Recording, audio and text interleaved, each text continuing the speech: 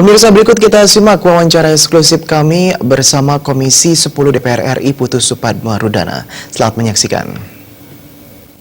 Indonesia, pemirsa Bali TV, apa kabar Anda?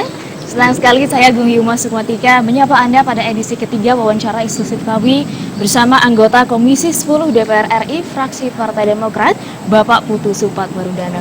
Tapi pemirsa, kita tidak hanya akan berbincang bersama dengan Pak Putu, melainkan kita juga sudah hadirkan narasumber yang tidak kalah spesial. Beliau merupakan Dirjen Bimas Hindu, yakni Profesor Ketutwitnya. Swastiastu Pak Putu. Om Swastiastu. Dan Pak Putu, ya, selamat berjumpa. Bagaimana kabarnya hari ini? Baik. Baik. Setungkar ya. Baik. Baiklah. Pemirsa, topik kita kali ini adalah pendidikan dan juga peradaban Hindu. Dan sesuai dengan hal tersebut ya, Pak Putu, Pak Prof, dan juga pemirsa, kita sudah berada di Pura Dalam Sakenan Serangan. Dan itu juga menjadi pertanyaan yang menarik bagi saya untuk ditanyakan kepada Pak Putu khususnya, karena beliau memilih lokasi ini untuk diskusi kita pada hari ini. Pemirsa, Pak Putu kenapa memilih Pura Dalam Sakenan Serangan, Pak Putu? Baik, jadi begini. Hari ini kita berada di Pura Dalam Sakenan, di Desa PEKRAMAN Serangan. Karena memang setelah saya banyak membaca dan memahami bahwa dari sinilah segala kebaikan yang terjadi. Memang sebelumnya kan banyak hal yang buruk. Misalkan di masyarakat banyak terjadi hal-hal buruk. Di pura ini akan memberikan kita karunia, hal-hal positif, dan akhirnya bisa kita gunakan di kehidupan kita di segala bidang. Nah, manfaat inilah yang saya rasakan sangat penting kita lakukan dialog ini hari ini dengan harapan apa? Segala hal baik kita berikan untuk Bali, segala hal baik kita berikan untuk peradaban dan umat Hindu secara menyeluruh. Luar biasa cocok ya Pak ya. Pas, tempatnya, tujuannya juga tepat sesuai filosofinya. Nah, sesuai dengan topik kita ya Pak, pendidikan dan juga peradaban. Kalau masyarakat Indonesia mengenal yang namanya sekolah, seperti pendidikan yang nasional begitu Pak ya. Kalau masyarakat Hindu mengenal juga yang namanya peseraman. Tapi sebelum kita mengulas secara spesifik ke sekolah Hindu atau peseraman, kita melihat ke nasional dulu. Seperti apa wujud program dari pendidikan nasional dari Pak Putu seperti baik, saya sendiri kan menjadi anggota legislatif, anggota DPR RI Komisi 10. Salah satunya membidangi pendidikan, juga kebudayaan dan juga pendidikan tinggi. Jadi di dalam pendidikan dan kebudayaan ada Dirjen Pendidikan Dasar dan Menengah. Nah, tentu dalam pendidikan dasar dan menengah ini dari sejak dini anak didik itu diberikan pendidikan yang komprehensif, yaitu pertama dari PAUD, yang kedua dari tingkat SD, SMP, SMA maupun SMK. Nah, juga ada pendidikan tinggi dalam artian perguruan tinggi di bawah Kementerian Ristek dan Dikti. Nah, tentu dalam pendidikan ini anggarannya cukup besar. Kalau saya lihat itu di atas 40 triliun. Dan tentunya anggaran pendidikan ini memang kalau kita lihat posturnya dari APBN kita adalah 20%. Dan anggaran pendidikan 20% ini tersebar di berbagai kementerian. Sehingga yang terpenting sekarang adalah yang saya melihat adalah bagaimana peran kita ke depan sesuai dengan semangat kami, semangat saya sebagai anggota legislatif akan terus memberikan kontribusi dalam peningkatan sumber daya manusia, baik dalam kompetensinya, skillnya, dan juga dalam kemampuannya untuk berinteraksi dengan era kekinian. Karena memang kita ketahui kan era sekarang, era teknologi informasi, era media sosial, tentu pendidikan harus sangat dekat dan erat hubungannya dengan teknologi. Di samping itu juga harapan kita ke depan, pendidikan yang terpenting adalah bagaimana juga memahami kondisi yang terjadi di workforce atau dunia usaha itu. Karena memang pada akhirnya kita berharap semua masyarakat kita yang setelah mendapat pendidikan baik dari tingkat dasar, menengah maupun tinggi, mereka bisa mendapatkan pekerjaan yang memang pada akhirnya juga sesuai dengan kebutuhan saat ini. Nah, kondisi ini di Kementerian Pendidikan dan Kebudayaan banyak program yang diberikan. Ya, program-programnya antara lain ada program beasiswa, yaitu program Indonesia Pintar yang diberikan pendidikan dan kebudayaan. Yang kedua juga ada program beasiswa bidik misi di pendidikan tinggi. Ada untuk siswa berprestasi juga ada. Nah, beasiswa, bidik misi, dan program untuk siswa berprestasi ini merupakan program yang sangat penting untuk peningkatan SDM kita dan peningkatan anak didik atau siswa-siswa di tingkatan masing-masing. Nah, tentu harapan kita juga ini sejalan dengan apa yang di kementerian lain. Nah, karena bahasan kita hari ini dengan Kementerian Agama, khususnya Dirjen Bimas Hindu, kita sangat berharap ke depan bahwa pendidikannya juga memberikan kontribusi yang besar dalam pembangunan dan pengembangan sumber daya manusia, umat, dan peradaban Hindu. Itu yang saya pikirkan. Baiklah, itu dari sisi nasionalnya. Nah, sekarang saya ke Pak Prof dulu. Kalau dari sisi sekolah Hindu atau yang namanya peseraman pendidikan Hindu, seperti apa wujud peseraman itu dan programnya seperti apa, Pak Prof? Baik, terima kasih. Jadi di Hindu, Direktorat Jenderal Bimbingan Masyarakat Hindu, kami sudah menerima PMA nomor 56 tahun 2014. Itu tentang pendidikan keagamaan Hindu. Nah, dan PMA ini sebenarnya PMA ini harus dilaksanakan sebagai dasar hukum untuk melaksanakan pendidikan. Dan kami di Dirjen ini sudah kami laksanakan. Sudah kami buatkan juklak dan juknis. Dan di dalam juklak dan juknis itu kami jelaskan bahwa ada pasraman. Ya, pasraman formal dan non formal. Seperti apa peseraman? Ya, pasraman formal dan non formal. Kalau pasraman formal berjenjang dia dari TK, dari PAUD, SD, PAUD, TK, SD, SMP, SMA. Nah, kalau non formal tidak berjenjang seperti yang formal. Dia hanya menyelenggarakan pendidikan agama, membaca kitab dari satu kitab ke kitab lain, terus begitu saja. Muridnya tidak tamat-tamat. Dan di Dirjen Bimas ini selama ini kami melaksanakan pendidikan agama perguruan tinggi agama Hindu. Hanya perguruan tinggi agama Hindu ada sekarang 13 perguruan tinggi agama Hindu, 4 diantaranya negeri dan selebihnya itu swasta. Nah, karena itu kalau dilihat di Dirjen Hindu, anggaran yang besar itu ada di pendidikan tinggi. Ya, tetapi secara struktur yang di dasar menengah ini, pasraman ini tidak ada strukturnya di Dirjen Hindu. Yang ada itu direktur pendidikan Hindu. Di bawah Dirjen itu ada direktur pendidikan Hindu dan direktur urusan agama Hindu. Jadi dia tidak secara spesifik membawahi pendidikan dasar. Berbeda misalnya di di Kemendikbud ada seperti itu. Nah, ini sebenarnya kalau struktur seperti ini tidak bisa kita maju, apalagi memajukan pendidikan. Karena setiap aspek dari pendidikan itu tingkatan-tingkatan itu harus ada yang membidangi sendiri. Jadi inilah yang, tetapi dengan sumber daya manusia yang ada, kami berusaha melaksanakan semuanya. Akhirnya direktur pendidikan Hindu ini membawahi semuanya. Jadi sekarang ini kan pasramannya sudah ada, dasar hukumnya sudah ada, kita sudah terjemahkan, tetapi anggarannya belum ada. Nah, anggarannya dari program untuk pendidikan Hindu atau program dari Dirjen Bimas Hindu berapa, Pak?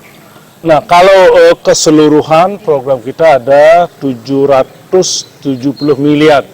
Kelihatannya banyak itu, 700. Tetapi kalau kita kemudian bagi itu 69% itu untuk biaya rutin.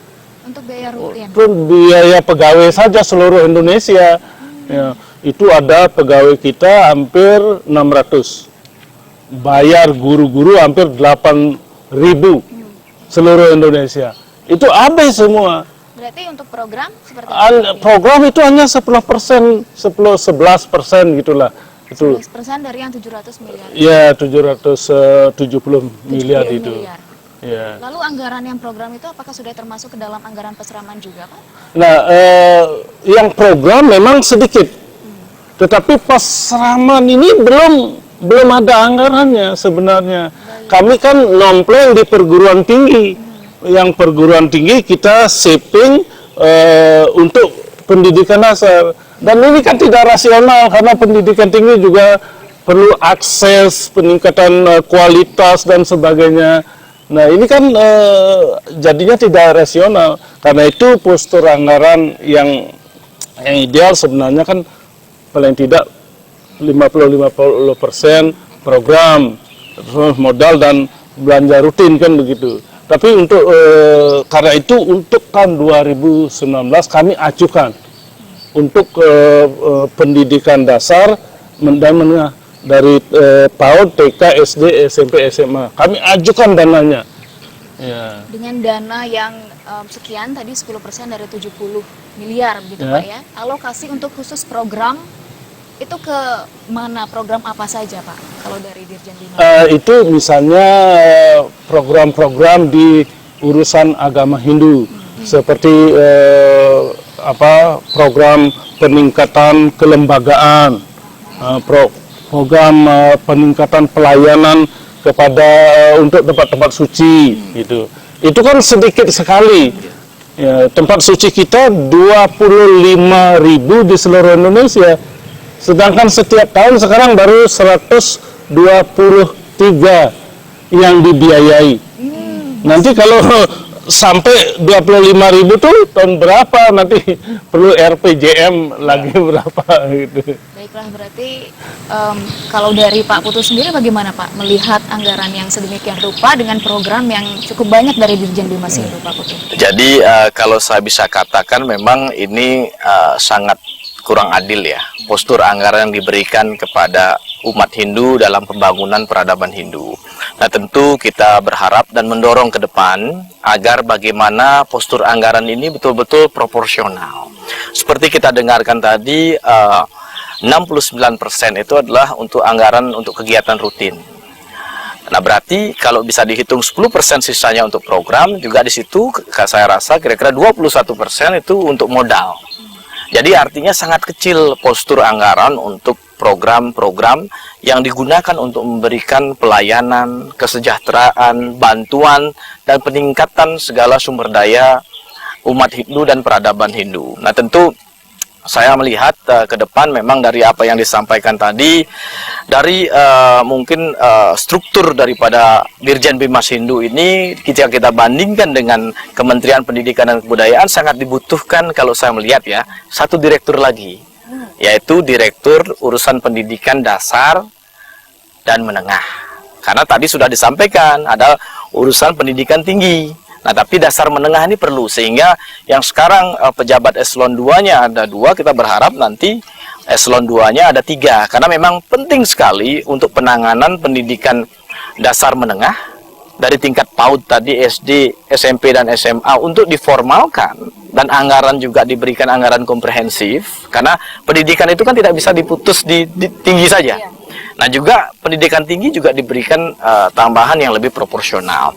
Nah di samping itu juga untuk program, tadi Pak Dirjen saya sependapat juga bahwa sebenarnya dalam kebijakan yang diberikan dalam postur anggaran seharusnya minimal itu harusnya 50-50 antara program dengan belanja rutin dan modal.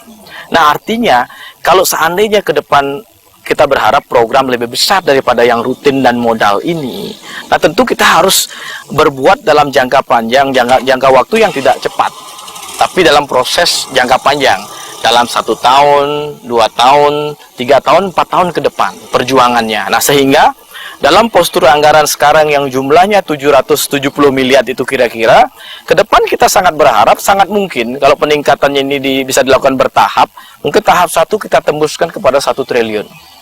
Nah berikutnya harapan kita kalau bisa 50-50 itu ya mungkin kalau 700 di anggaran rutin dan modal, harusnya juga program 700 miliar.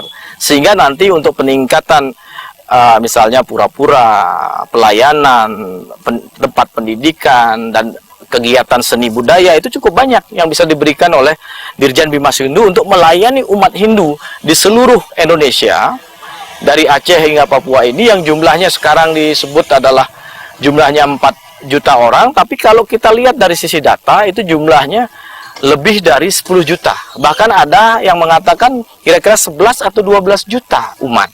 Nah, artinya cukup besar umat kita jumlahnya kalau kita lihat dari informasi yang kita dapatkan. Karena kalau sekarang masih dilihat jumlah 4 juta itu. Nah, sehingga postur anggaran ini menjadi sangat penting perjuangan kami. Dan saya di fraksi Partai Demokrat melihat bahwa perjuangan ini kita tidak hanya terfokus kepada di komisi saya, komisi 10, yang mitranya kan tidak ada Kementerian Agama. Nah, kita akan berbicara dengan teman-teman di fraksi, dengan pimpinan fraksi Partai Demokrat, Bapak Edi Baskoro Yudhoyono, untuk mengungkapkan bahwa supaya ada penugasan khusus dalam penanganan ini, sehingga di Indonesia ini apa yang menjadi anggaran itu secara proporsional, semua umat menerima anggaran yang maksimal, dan juga akhirnya juga memberikan manfaat program yang maksimal pula. Nah, sehingga saya di Komisi 10 ini akan selalu berkoordinasi dengan teman-teman rekan-rekan saya di fraksi Partai Demokrat di Komisi 8 yang membidangi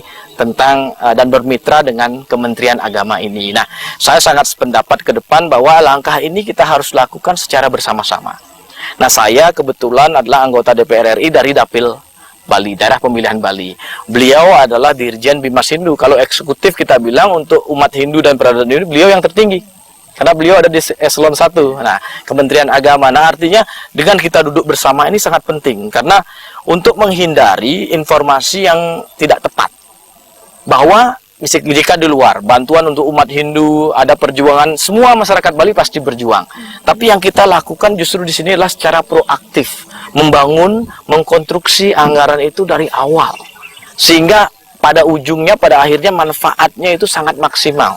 Untuk umat Hindu dan peradaban Hindu, baik untuk pendidikannya, baik untuk mungkin dalam mereka melakukan kegiatan upacaranya, dan juga baik untuk peningkatan di segala bidang untuk peradaban Hindu ini. Dan saya melihat ini menjadi hal yang penting, hal yang mendasar, sehingga peran kami di legislatif tidak hanya berperan dalam mengawal Bali dari sisi kepariwisataan saja, mengawal Bali dari sisi mungkin kebudayaan saja, mengawal Bali dari sisi mungkin yang lainnya yang menyangkut hubungannya dengan ekonomi kreatif, atau perpustakaan nasional yang kemarin saya hubungkan dengan satu kabupaten di Bali, ada mobil perpustakaan, tapi juga bagaimana anggota DPR ini seperti kami, itu berjuang lebih jauh dari itu, adalah memperjuangkan umat Hindu, memperjuangkan peradaban Hindu, agar pemerintah pusat betul-betul memberikan perhatian yang maksimal dan besar. Dan jadi saya sebetulnya sangat prihatin dengan ini. Makanya syukur hari ini kita bertemu juga dengan Pak Dirjen. Jadi dengan itu saya mengerti jadi posisinya di mana. Nah, sehingga ke depan dengan kita sering berdiskusi, berbicara, dan juga mengajak semua pihak, khususnya yang bernaung dalam mungkin berbagai asosiasi umat Hindu, mari kita berjuang bersama. Jadi ada perkumpulan peseraman Indonesia yang sudah berdiri. Artinya kita ajak duduk bersama. Bagaimana ini kita lakukan? Juga ada Parisade, PHDI juga kita harapkan bagaimana kita duduk bersama. Juga mungkin yang lainnya, juga mungkin pemuda-pemuda Hindu, mungkin tergabung dalam asosiasi apapun. Kita duduk bersama, saya sangat terbuka untuk memperjuangkan ini. Dan pada akhirnya harapan kita di tahun 2019, 2020 ke depan betul-betul apa yang kita perjuangkan sekarang bisa terwujud di tahun tersebut. Nah, inilah hal-hal penting yang saya pikirkan harus kita perjuangkan bersama. Dan kemudian lintas harus ya, dari Komisi 10 Bapak juga berkoordinasi dengan Komisi 8 yang notabene tidak ada mitra keagamaan di komisi Bapak begitu ya, tapi tetap perjuangan untuk masyarakat Bali harus tetap digelorakan. Betul.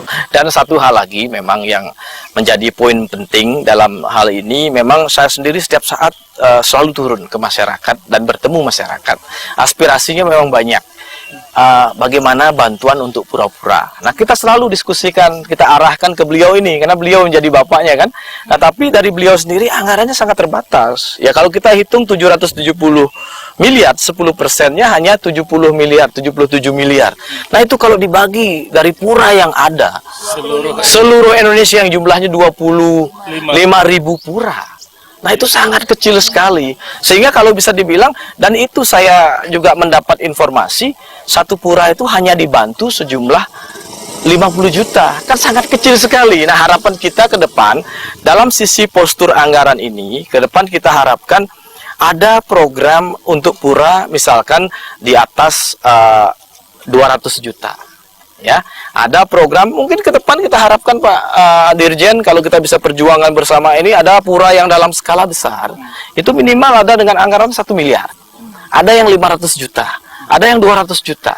Nah, jangan lagi lah ada yang 50 juta, kalau bisa semuanya di atas 100 juta, karena memang tujuan kita betul-betul, apalagi di Bali, pura tidak saja menjadi tempat suci, tapi pura menjadi tempat atraksi wisata yang betul-betul memiliki spirit yang tinggi.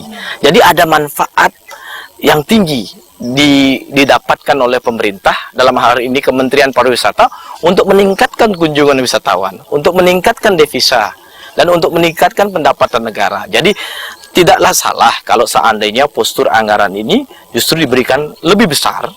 Dan artinya kalau saya melihat memang sangat tepat, anggaran untuk Dirjen Bimas Hindu ini adalah di atas 1 triliun, dan jika kita bandingkan dengan Kementerian Agama yang jumlah anggarannya di atas 60 triliun, sangat proporsional Pak, kalau saya pikir dengan nilai 1 triliun untuk Dirjen Bimas Hindu itu, kira-kira itu. Disesuaikan dengan ukuran dan fungsi pura juga. Ya, betul. Betul, ya? betul. Yang besar fungsinya anggarannya lebih besar dan disesuaikan. Ini belum lagi kalau kita berbicara tentang sanggar-sanggar. Sanggar-sanggar seni budaya itu kan banyak sekali. Banyak sekali yang mengajukan proposal setiap tahun. Dan kita hanya bisa memenuhi hanya 4 seluruh Indonesia untuk membeli pakaian adatnya, untuk membeli pakaian keseniannya, juga untuk biaya operasionalnya. Itu kan negara harus hadir di sana memberikan. Jadi seni ini sangat penting sekali, karena agama itu kan dilaksanakan melalui seni. Agama, seni, kalau peradaban Hindu itu kan terdiri dari agama, pendidikan, seni, budaya, tradisi kan gitu. Jadi nggak bisa agama hansih, tetapi agama harus dikemas dengan seni, dengan budaya. Dengan demikian agama itu akan menjadi sesuatu yang menyegarkan, sesuatu yang tidak kering, sesuatu yang tidak membosankan kan begitu. Jadi dalam konteks itulah kami sangat berkepentingan untuk membangun sanggar-sanggar ini.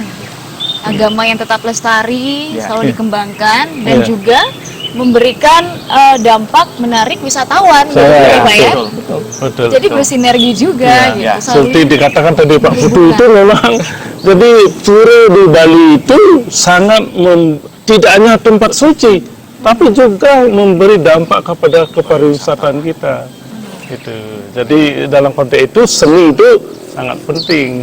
Jadi ada kaitannya semua, yang seni mengaitkan wisatawan. Kalau Bapak, tanggapan Bapak sendiri dengan anggaran, rencana anggaran yang ingin perjuangkan oleh Pak Putu di atas 1 triliun untuk Dirjen Bimas Hindu? Ya, saya kira saya sebagai Dirjen Hindu berterima kasih saja kalau itu akan diperjuangkan, dan kita memang dalam perencanaan anggaran kita sudah menganggarkan 1,4 untuk tahun 2019. Dari yang 700 miliar tadi, berarti kira-kira 100%-nya lagi Pak ya? 50-50, 50% untuk program, karena ini untuk pelaksanaan PMA. Ini kan aturan. Aturan yang kita laksanakan dan harus ada anggarannya. Ya, itulah sebabnya kita mencari kalau di DPR itu kan harus ada undang-undangnya, kalau sudah ada undang-undang ini kan ada alasan kita untuk melaksanakan, mengeluarkan anggaran gitu. Jadi ini harus seperti itu.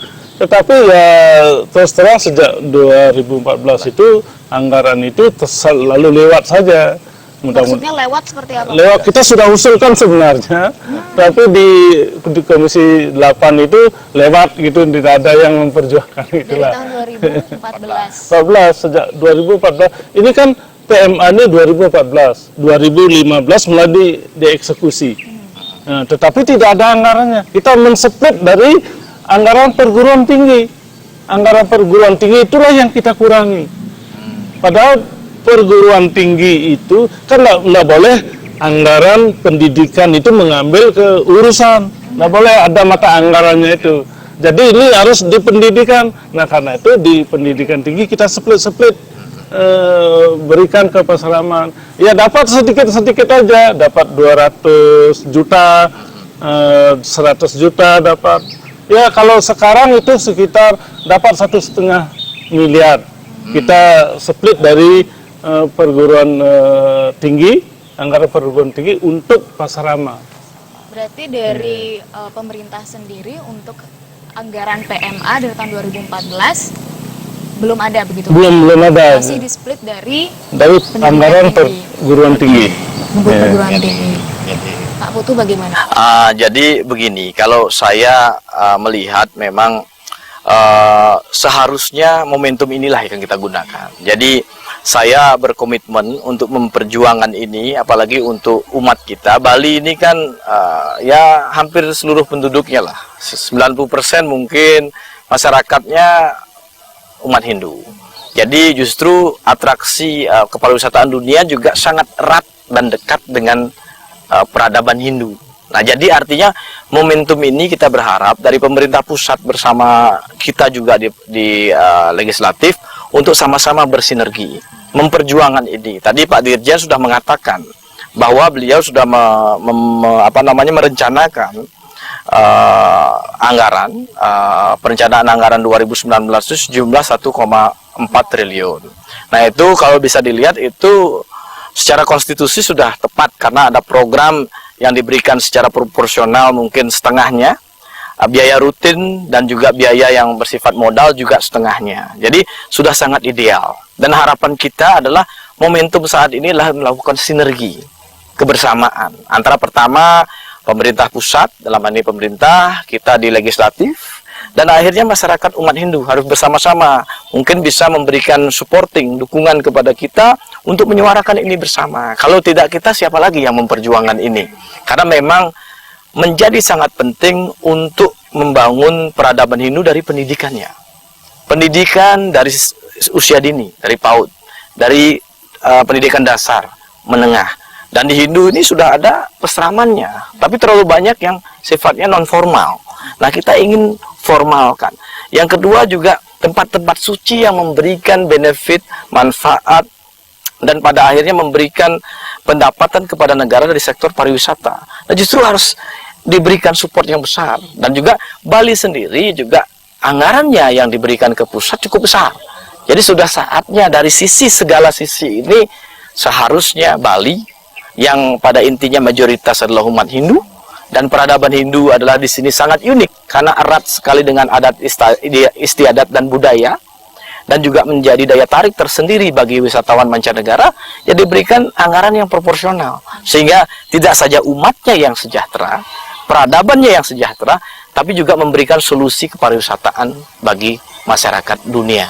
Nah, seperti itu kira-kira yang saya pikirkan. Nah, momentum ini hari ini memang dalam waktu yang singkat ini kami sudah duduk di sini, saya ada sebagai legislatif Komisi 10 dan kita akan berbicara, juga ada Pak Dirjen dalam hal ini dari Kementerian Agama, dari pemerintah pusat, beliau sudah menyuarakan aspirasi juga, kita menjembatani, tinggal sekarang kita suarakan. Dalam artian harapannya di 2019 anggaran ini bisa terwujud di atas 1 triliun sehingga seluruh umat kita akan mendapatkan manfaat daripada peningkatan anggaran ini. Berarti Pak Prof, anggaran 1,4 triliun dan 1 triliun yang memang akan disuarakan, dijembatani oleh Bapak Putu selaku Komisi 10 DPR RI itu secara garis besar sudah mampu untuk mengcover seluruh program dari Dirjen Dimas Hindu, Pak? Iya, kita kan mengajukan 1,4. Kalau umpamanya 1,2 atau 1 triliun itu disetujukan, itu masih lebih baik daripada poster anggaran sebelumnya yang hanya 770 itu. Ya. Itu termasuk dana peseraman juga berarti? Ya, artinya adalah sampai 100 miliar itu artinya ada untuk peseraman dan 100 miliar lagi itu untuk pura, untuk urusan agama Hindu. Jadi karena ini sebenarnya nomenklatur Dirjen itu kan di Direktorat Jenderal Bimbingan Masyarakat itu. Nomenklaturnya memberi bimbingan. Iya. Sebenarnya harusnya urusan agama ini yang lebih banyak. Tetapi pendidikan, karena pendidikan kita kan melaksanakan peraturan perundang-undangan seperti PMA ini nggak bisa ditunda, harus dilaksanakan. Karena itu ini dana pendidikan yang lebih banyak, terutama di perguruan tinggi. Yang lebih banyak posturnya di Dirjen Bimbingan Masyarakat ini. Gitu. Termasuk nanti akan dibuat yang terstruktur tadi Pak ya, yang dari tingkat menengah, atas dan tinggi itu juga. Ya, saya kira itu kan mengikuti nantinya, otomatis mengikuti. Karena Kementerian Agama kan sekarang ingin mengembangkan struktur, termasuk meningkatkan status perguruan tinggi keagamaan Hindu. Termasuk yang bukan hanya di Islam atau di Kristen, yang lain, di Hindu juga. Dari SETAH menjadi institut, dari institut menjadi universitas. Itu kan sudah komitmen daripada Kementerian Agama. Yang penting, lembaga perguruan tinggi yang ditingkatkan statusnya itu memenuhi syarat. Kalau sudah memenuhi syarat, oke. Karena itu tahun 2014 kan kita sudah peningkatan status SETAH negeri Empu Kuturan Singaraja. Itu kan di negeri kan. Oh. Ya. Tadinya 3 kita punya perguruan tinggi negeri, sekarang menjadi 4 sejak tahun 2014 itu. Sejak 2014. Ya. Tetapi itu pun nambah 1 satker, tetapi dananya tetap itu belum ada peningkatan. Tapi programnya berarti tetap jalan. Tetap jalan karena yang di SETAH Empu Kuturan itu kan perguruan tinggi, jadi dana-dana yang di IHD kita split sedikit bawa ke sana. Jadi Bapak berarti cukup pintar mengakali Pak ya. Jadi gini, kalau saya pikir bukan untuk melakukan hal yang tidak baik ya, tapi justru karena terbatasnya anggaran, justru itulah yang dilakukan dari Dirjen Bimas Hindu untuk bisa betul-betul memberikan manfaat yang maksimal dari keterbatasan anggaran itu. Nah, makanya inti prinsip kami sekarang adalah bagaimana ini jangan sampai itu terjadi lagi, sehingga dari postur anggaran dan realisasi perencanaan anggaran di tahun-tahun ke depan itu betul-betul sesuai dengan apa yang dibutuhkan. Jangan jauh di bawah yang dibutuhkan, sehingga berdampak kepada pelayanan kepada masyarakat dan umat Hindu dan peradaban Hindu. Nah, intinya juga kita tahu sekarang kondisi generasi muda kita dan berbagai pihak. Nah, penting sekali pendidikan Hindu ini dan juga pendidikan khususnya di tingkat dasar dan menengah. Karena apa? Banyak terjadi sekarang misalnya anak muda yang terkena narkoba atau gerakan separatisme, radikalisme, fanatisme yang berlebihan. Di situ juga peran daripada anggaran ini peningkatannya. Jika pelayanan dan pemberian anggarannya lebih maksimal, justru manfaatnya nanti tidak hanya kita terima di umat Hindu, tapi juga bagaimana stabilitas kita berbangsa dan bernegara, sehingga toleransi dapat terwujud dan akhirnya keberagaman ini betul-betul indah dan akhirnya memberikan rasa persamaan dan persaudaraan. Jadi konsepnya itu kalau di Bali ada menyama Braya, kalau secara nasional mungkin Bhinneka Tunggal Ika itu. Jadi semangat itu justru juga harus difikirkan dari sana, bahwa sebuah solusi besar akan terjadi jika kita bangun dari sisi dasarnya. Dan dasarnya itu kami lihat sekarang adalah postur anggarannya yang belum proporsional dan belum maksimal. Kira-kira begitu. kalau kita mementingkan sekali pendidikan dasar, menengah, atas, perguruan tinggi kita sudah punya. Karena ini kan untuk membangun karakter. Dan pengalaman India sekian ribu tahun mengelola pendidikan pasraman ini, itu sangat yakin bahwa ini kan boarding school, pendidikan boarding school ini membangun karakter anak-anak. Dan di agama seperti Islam, Kristen yang juga ada boarding schoolnya, sama dia pembangunan karakter. Pembangunan karakter itu hanya bisa dilakukan kalau pendidikan itu boarding school. Jadi tidak hanya di sekolah, di asrama juga ada kegiatan untuk membangun karakternya. Sekarang kan sudah ada Pak Presiden mengeluarkan keputusan tentang pembangunan karakter. Jadi ini kan nyambung, ya saling kita nyambung dengan pendidikan kita. Pendidikan yang agama nyambung juga, nasional juga nyambung. Ya. Nah, terakhir ke Pak Putu, sekali lagi mungkin ditekankan apa yang akan diperjuangkan terkait dengan pendidikan Hindu dan peradaban Hindu ini. Jadi mungkin lebih dalam arti himbauan kebersamaan dan sinergitas. Jadi sudah saatnya kita sekarang bahu-membahu, bersama-sama berkontribusi. Justru jangan hanya melihat dari sisi capaian, tapi sama-sama membangun ini. Membangun yang penting, saya yakin di masyarakat peradaban Hindu itu sudah berjalan. Apapun keterbatasan yang diberikan, mereka sudah berusaha maksimal pun melakukan. Nah, tugas kamilah sekarang bersama-sama bersinergi dengan semua pihak, baik pemerintah daerah maupun baik provinsi, kabupaten, kota, baik itu perkumpulan peseraman Indonesia, PHDI lainnya. Mari kita duduk bersama bahu-membahu untuk memperjuangkan hal ini. Karena ini tidak bersifat hanya kalau dibilang memperjuangkan anggaran, ya memang kelihatannya cuma angka, anggaran. Tapi ada misi besar, visi besar yang ingin dicapai.